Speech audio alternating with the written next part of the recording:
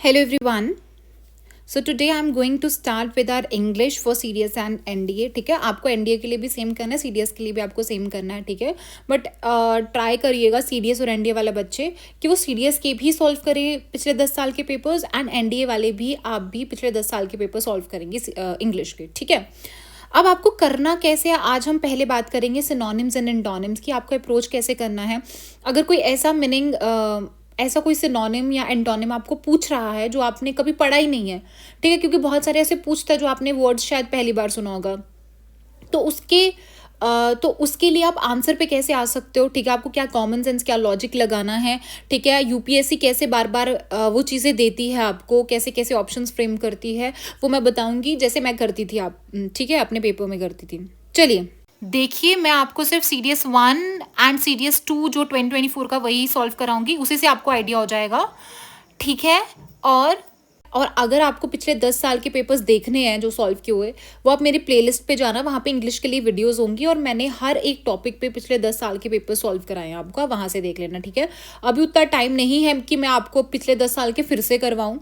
ठीक है, प्लस क्योंकि अभी अब हमारी जो GS है उसकी भी सीरीज चल रही है, पॉलिटी इकोनॉमिक्स हमने कर ली है, अभी हम देखेंगे मे बी जोग्राफी या हिस्ट्री करेंगे. ठीक है, सो इसीलिए इतना टाइम नहीं है कि मैं पिछले 10 साल के लूँ, बट हम ये सिर्फ मैं आपको ये बता रही हूँ पेपर से पहले कि आपको कैसे अप्रोच करना है पेपर को. ठीक है, चलिए स्टार्ट करते हैं. पहला अपने पास आता है एंटोनिम्स पे. उसने बोला the leaders.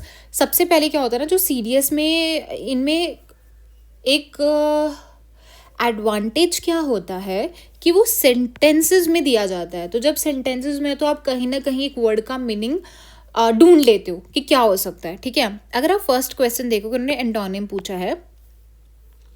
The leaders views were equivocal on the contentious issue. ठीक है, एक तो वो कंटेंशियस इशू की बात कर रहा है. कंटेंशियस क्या होता है कि मतलब बहुत कंट्रोवर्शियल बोल सकते हो, है ना. तो कंटेंशियस इशू पे जो लीडर्स के व्यूज थे वो इक्विवोकल थे. अब मेरे को खुद बताओ कि अगर ऐसा कोई इशू है तो उस पर सबके व्यूज जो हैं वो सेम रह सकते हैं क्या. ठीक है, पहले तो आपने यहाँ से ये चीज़ सोची, सेंटेंस से हमें एक चीज़ पता चल गई, तो हम एक टिक करते, तो चलो पहला पड़ाव हो गया. नेक्स्ट चलते हैं. अब आप देखो कि उसने बोला ऑब्सक्योर, एम्बिगियस, क्लियर एंड वेग. मैंने आपको बोला था पहला रूल क्या है, ऑड वन आउट देखना. ठीक है, ऑड वन आउट देखना, या तो ऑड वन आउट देखिए.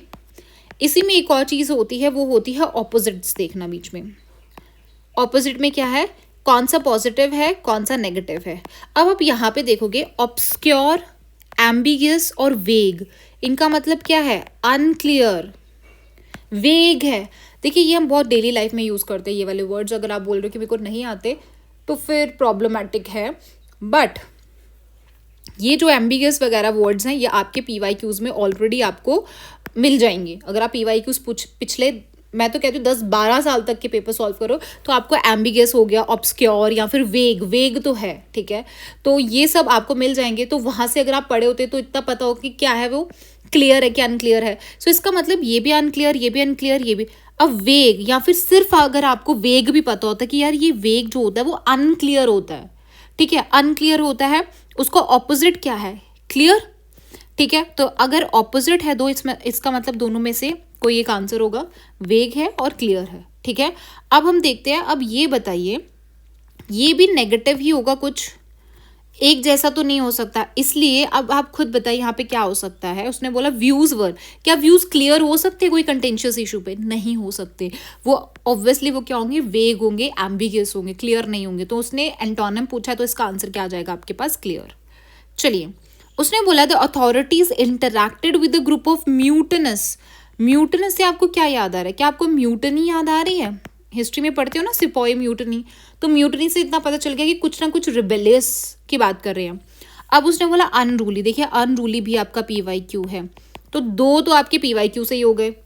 PYQ आपको इसमें ना सिर्फ एक चीज़ अप्लाई नहीं होती है, ये आपका क्या होता है ना, mixture of PYQs, mixture of your common sense.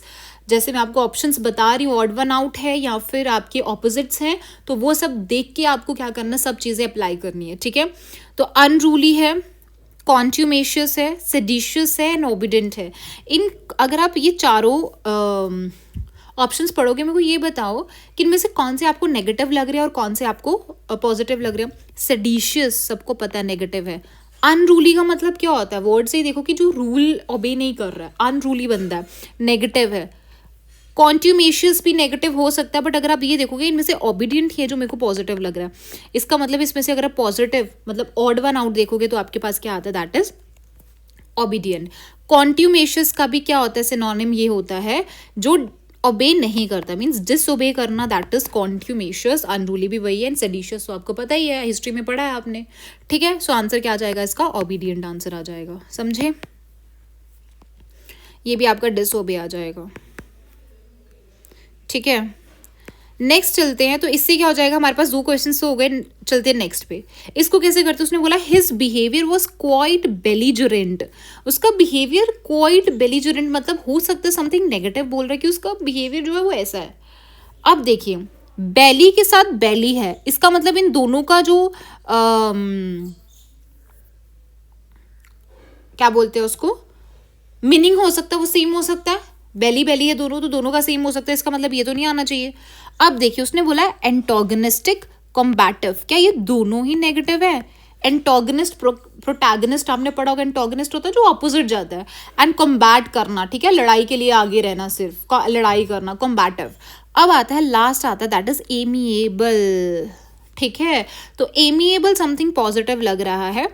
Amiable का मतलब क्या होता है, कोई भी ऐसा इंसान जो फ्रेंडली है, समझे। सो आंसर क्या आ जाएगा, डी पार्ट। तो यहां से भी आपने कर लिया रिड्यूस। नेक्स्ट चलते हैं एफ्यूजिव पे।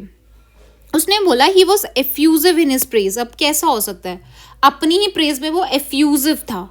अब उसने क्या बोला, देखिए वॉल्यूबल से आपको क्या लग रहा है कि कुछ ना कुछ तो वॉल्यूम की बात कर रहा है।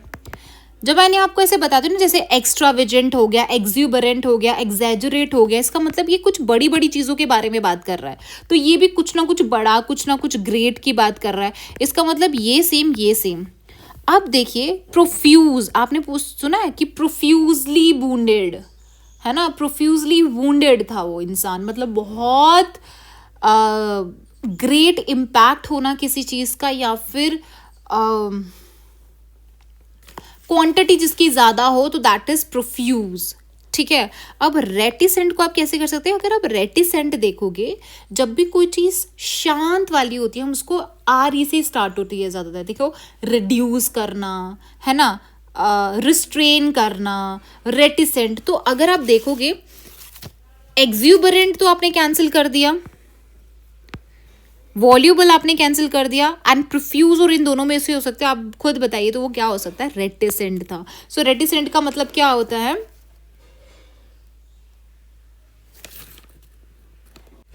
रेटिसेंट का मतलब होता है जो इतना ज्यादा एक्सप्रेसिव नहीं होता, या कुछ बताने का उसको मतलब he is not willing to tell anything, simple. He is often accused. अब उसने बोला एक्यूज, एक्यूज मतलब उसको एक्यूज किया जा रहा है, तो इसका मतलब समथिंग तो नेगेटिव ही होगा, उसी के लिए एक्यूज करोगे, अच्छे के लिए तो ना एक्यूज करोगे तुम्हें। So accuse of being iniquitous in his conduct, इसका मतलब ये नेगेटिव है, और हमें ऐसा वर्ड ढूंढना है जो पॉजिटिव है। चलिए उसने बोला एग्जीकरेबल, प्रीपोस्टरस, रिवॉल्टिंग। रिवॉल्टिंग नेगेटिव है, मैंने क्या बोला, जब भी क्या आता है एग्जीकरेबल, एग्जैजरेटिंग, एक्सूबरेंट, ठीक है, ये सब एक्स्ट्रावेजेंट, ये सब नेगेटिव मीन्स बड़ा बड़ा बड़ा दिखाने की कोशिश करें, ये भी नेगेटिव आ गया। अब बचते हैं ये दो। अब मेरे को खुद बताइए, वर्चुअस पॉजिटिव लग रहा है कि प्रीपोस्टरस आपको पॉजिटिव लग रहा है, तो वर्चुअस होगा। इनइक्विटस का मतलब क्या होता है, जो मोरली कोई चीज़ रॉन्ग होती है उसको आप क्या बोलते हो, इनइक्विटस। रिवॉल्ट तो वही है, रिवॉल्टिंग होना, ठीक है, किसी के अगेंस्ट जाना। एग्जीकरेबल भी क्या होता है, कोई भी चीज़ जो है वो मॉरली रॉन्ग है, ठीक है। एंड प्रीपोस्टरस, व्हाट इज प्रीपोस्टरस, क्या होता है, कोई भी चीज़ जो है वो रीजनिंग के अगेंस्ट है, कोई ऐसी चीज़ बोल रहे हो जो एब्सर्ड है, एब्सर्ड बोल सकते हो उसको, ठीक है, कोई भी ऐसी चीज़ है जो एब्सर्ड है, नेगेटिव वर्ड आ गया, ठीक है। इनइक्विटस, इनइक्विटस हो गया, मोरली रॉन्ग बोल सकते हो, या कोई भी चीज़ है जो अनफेयर है आपकी, ठीक है। वर्चुअस मैंने बता दिया। एग्जीक्रेबल क्या होता है, कुछ भी कोई चीज़ ऐसी अनप्लेजेंट सी चीज़ हो, unpleasant. So answer is virtuous.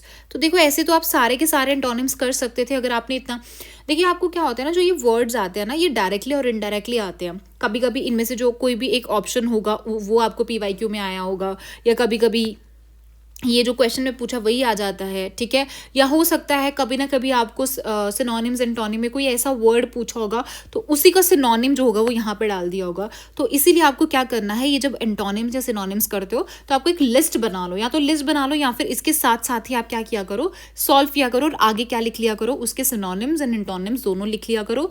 अगर आप इतना भी कर लोगे, क्योंकि अगर आप देखोगे कितने ज़्यादा सिनोनिम्स एंटोनिम्स है ना, बस इसी साल 5-5 पूछे, वैसे तो पीछे वो 10-10 ही पूछता आ रहा है, ठीक है। सो मोर देन 100 क्या आपके पास 200 प्लस आपके पास वर्ड्स होंगे, और अगर आप वो 200 वर्ड्स भी अच्छे से कर लोगे ना, है ना, तो आपका एंटोनिम्स और सिनोनिम्स बहुत अच्छे से हो जाएगा, ठीक है। और जैसे मैं बता रही हूँ वैसे अप्रोच करोगे तो, ठीक है।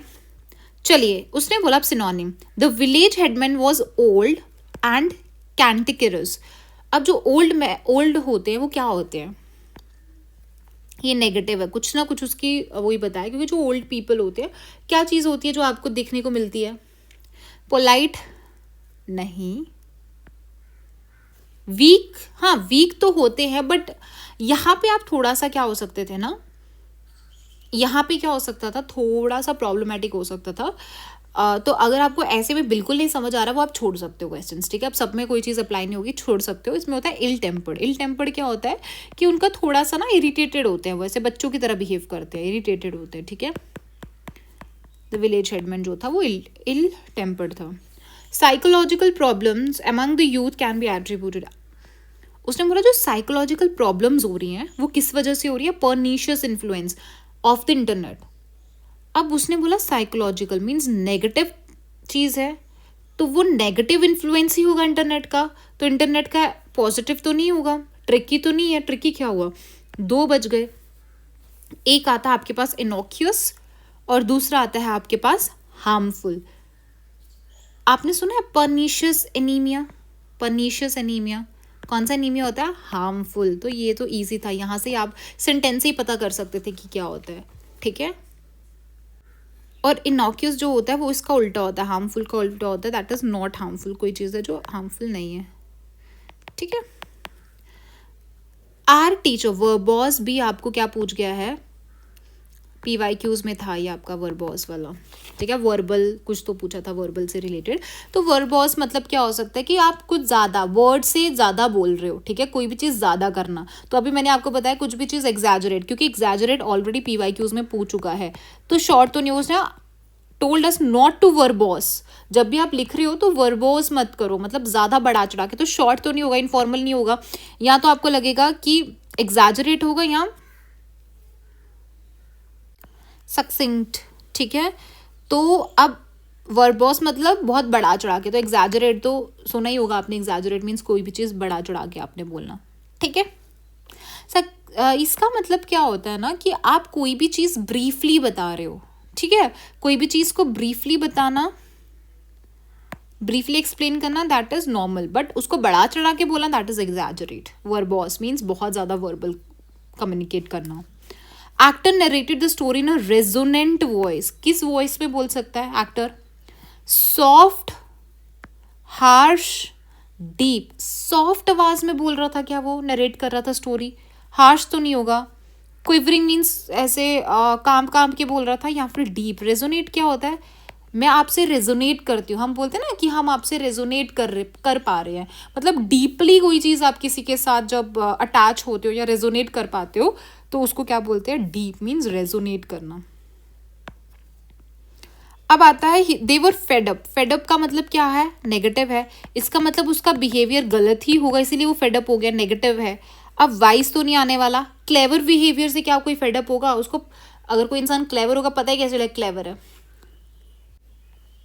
तो ये वाला थोड़ा सा क्या था आपका टफ बोल सकती हूँ मैं, तो आप इसको छोड़ सकते थे अगर आपको नहीं पता, बट ये दोनों नहीं था, इनमें से आंसर क्या था, दोनों में से दैट वाज इम्बेक्लिक, प्रिकॉकियस नहीं था आपका, प्रिकॉकियस,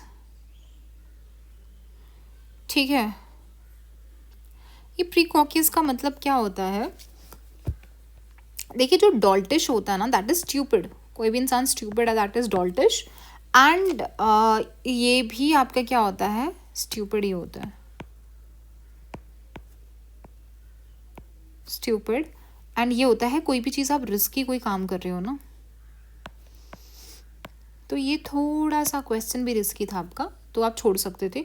तो कम से कम अगर 5 आ रहे तो अगर आप 3 भी इससे क्या कर पा रहे हो, जैसे 1 2 3, तो आप कम से कम मिनिमम 5 में से 3 तो आप ऐसे कर सकते हो अगर आपको बिल्कुल भी आइडिया नहीं है, समझे। सो नेक्स्ट हमारे पास है that she accepted the prospect of her medical treatment with equanimity. अब मेरे को ये बात बताओ कि अगर कोई चीज़ एक्सेप्ट की जा रही है तो वो कैसे होगा, एजुटेशन से करेगा इंसान या फिर शांति से कर लेगा वो चीज़ एक्सेप्ट। अब मैंने आपको क्या बोला था कि ऑड वन आउट देख सकते हो आप, ठीक है। तो इसमें अगर हमें क्लू कैसे मिलेगा, ट्रैंक्युलिटी अगर आपको नहीं पता है, एजिटेशन तो पता ना, एजिटेट होते हैं, इरिटेट होते हैं, और कंपोजर, काम एंड कंपोजर, ये तो पता होगा। अब इसका मतलब ये दोनों ही आपके क्या है, सॉरी ऑपोजिट है, क्या है, दोनों ही आपके, ये दोनों ही ऑपोजिट है, इसका मतलब इन दोनों में से आंसर हो सकता है।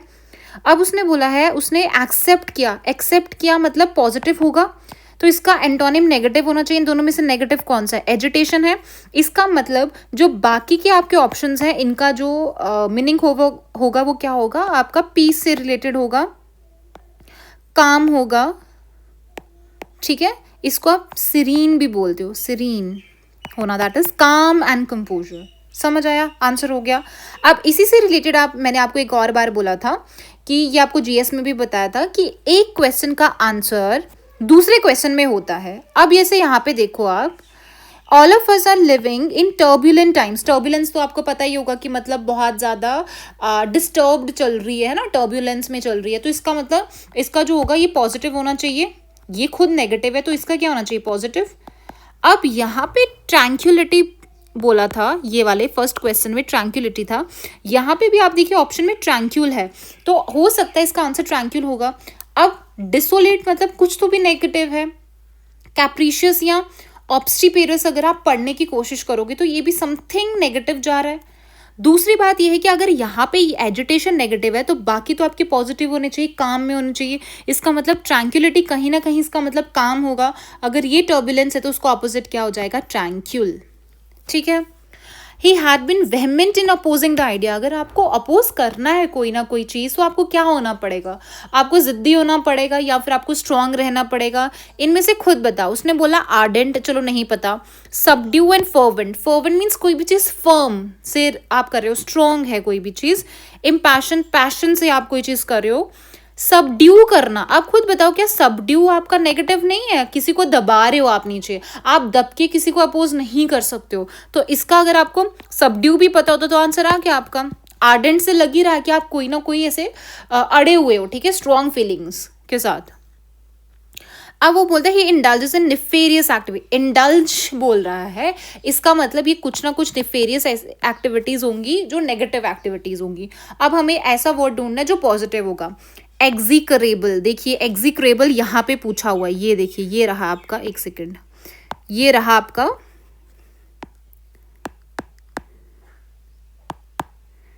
ये रहा आपका एग्जीकरेबल, दिख रहा है।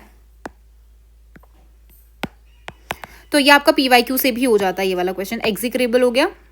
सो एग्जीकरेबल है, फ्लैजिशियस है, एडमायरेबल है एंड एबोमिनेबल है। खुद बताइए क्या एडमायर करना किसी को पॉजिटिव है कि नहीं है, तो इसमें से सिर्फ मेरे को एक ही पॉजिटिव मिल रहा है, दैट इज एडमायरेबल। ये मैं आपको वैसे बता रही हूँ जैसे जब मैंने CDS 1 2024 दिया था तो मैंने सेम चीज़ अप्लाई किया था, ठीक है, ऐसे ही किए थे आंसर। चलिए नेक्स्ट आपके पास आता है, when he was born his family was, जब वो पैदा हुआ था तो उसकी फैमिली इंडिजेंट थी। इंडिजेंट आपको लग नहीं रहा कुछ तो भी नेगेटिव है, ऐसा तो नहीं है कि जब वो पैदा हुआ था तो कुछ अच्छा होगा उसके साथ, चलो नेगेटिव मान के चलो, कुछ नहीं मान के चलो, आगे चलो। उसने बोला प्रिटेंशियस, चलो नहीं पता, इम्पेक्यूनस नहीं पता, एफ्लुएंट एंड रियूंड। रियूंड होता है कुछ भी नहीं है आपके पास, बिल्कुल ही खत्म हो गया। एफ्लुएंट, एफ्लुएंट तो आपने सुना होगा कोई बहुत अमीर है, एफ्लुएंट है, तो इसका मतलब ये दोनों ही आपके ऑपोजिट है। इसका मतलब दोनों में से आंसर होना चाहिए। आप खुद बताओ, जब वो पैदा हुआ होगा तो उसकी फैमिली क्या होगी, ऑब्वियसली गरीब ही होगी, फिर उसके बाद शायद वो अमीर हो सकते हैं, या पहले अमीर थी, या ऐसा नहीं हो सकता। सो इसमें क्या आ जाएगा आपका, उसने क्या पूछा है आपको, दैट इज एंटोनिम पूछा, तो आंसर क्या आ जाएगा, एफ्लुएंट आंसर आ जाएगा। ये मैंने आपको बता ही दिया, ठीक है। Coming towards synonyms, winning the world cup was the most accelerating, मैंने आपको बताया एग्जैजरेट, ठीक है, एक्सिलरेटिंग जो भी होगा, एग्जीकरेबल, ये सब क्या है, कोई भी चीज़ बड़ा चढ़ा के, एग्स से जो भी स्टार्ट हो रहा है इसका मतलब बड़ा चढ़ा के, तो पीसफुल तो होने नहीं वाला। अगर आपने यहाँ से भी पीसफुल जो है, पीसफुल या काम, पीस, कोई भी चीज़ प्रोमिनेंट है, प्रोमिनेंट मीन्स इंपॉर्टेंट कोई भी चीज़ है, या ईगर, अब विनिंग द वर्ल्ड कप वो ईगर होगा क्या? ऑब्वियसली थ्रिलिंग होगा। तो इजी था। उसने बोला justice prevailed and the murderer was decapitated, justice हुई और मर्डरर को क्या हुआ? अगर जस्टिस हुआ होगा तो इसका मतलब मर्डर को पनिशमेंट दिया होगा, क्या उसको बिहेडेड कर दिया, डिसमिस कर दिया, किडनैप कर दिया, या डिस्चार्ज तो तुम कर नहीं सकते, किडनैप नहीं, डिसमिस नहीं, उसको बिहेड कर दिया गया, ठीक है। डिसमिस क्यों करेंगे यार उसको अगर उसको वो मिल गया। The hotel room had dingy walls, जो होटल रूम्स उसमें डिंजी, डिंजी आपको कुछ ऐसा तो लग नहीं रहा कि बहुत लाइट है रूम्स में या क्या है। उसने बोला हेजी है, पेल है, क्लाउडी है, डार्क एंड डर्टी। खुद बताइए, ऑड वन ढूंढो इसमें। हेजी मतलब धुंधला धुंधला, हेजी। पेल भी मतलब ऐसे पेल येलो धुंधला, क्लाउडी तो वैसे भी धुंधला होता है, तो बचा क्या? Dark and dirty. और ऊपर से इसने दो चीजें दी है, डार्क भी और डर्टी भी, बहुत ज्यादा एक्सप्लेन किया उस चीज को। Keshav plan the event with fastidious care, मतलब ज्यादा केयर दिया होगा ना केशव ने। प्लान, जब आप इवेंट प्लान करते हो तो कैसी केयर देते हो? अच्छी केयर देते हो। तो क्या वो इनअटेंटिव था, बोरिंग था, मेटिकुलस था, अनइंटरेस्टिंग था?